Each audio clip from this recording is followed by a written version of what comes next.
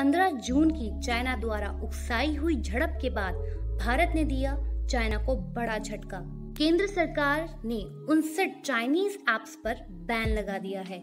यह ban information and technology act 2000 के section 69A के तहत लगाया गया है, जिसमें केंद्र सरकार के पास यह क्षमता है कि वह किसी भी कंप्यूटर रिसोर्स के जरिए पब्लिक को किसी भी प्रकार की जानकारी मिलने के स्रोत को ब्लॉक कर सकती है, अगर वह जानकारी या स्रोत भारत के सम्मान, अखंडता एवं संप्रभुता, राष्ट्रीय सुरक्षा या किसी देश के साथ बने फ्रेंडली रिलेशंस को ठेस पहुंचाता है।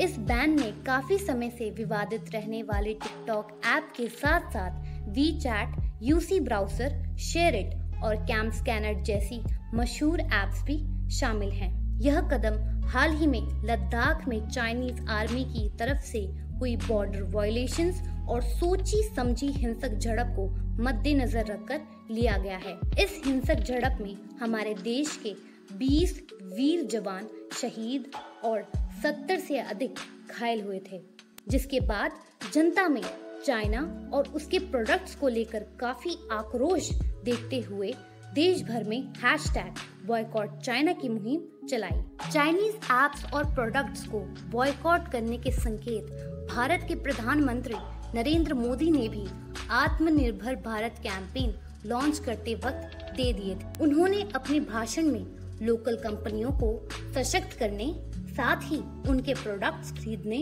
और अपनाने पर जोर दिया, जिसके बाद #बी लोकल फॉर वोकल मुहिम की शुरुआत हुई।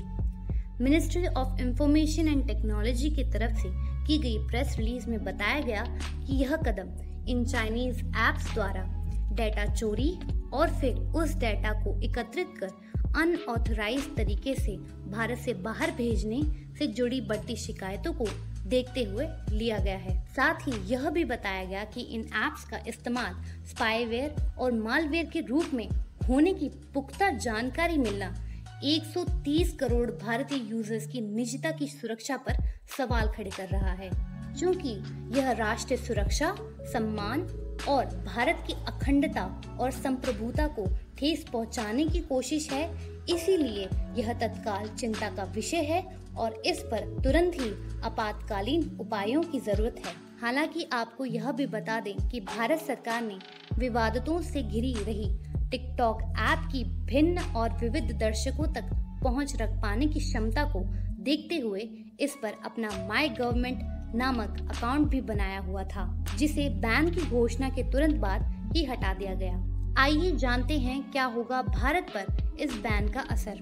भारत में टिकटॉक, हेलो, लाइक और बिगो लाइव ऐप्स काफी मशहूर हैं और ज्यादातर ऐप्स पर भारतीय यूजर्स अपनी एकमात्र इनकम पर निर्भर भी हैं।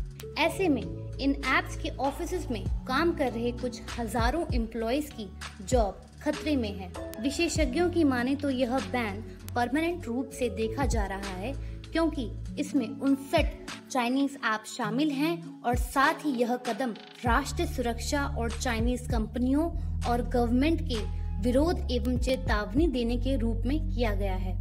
आइए देखते हैं आम आदमी और विशेषज्ञों की इस मुद्दे पर कुछ टिप्पणियां।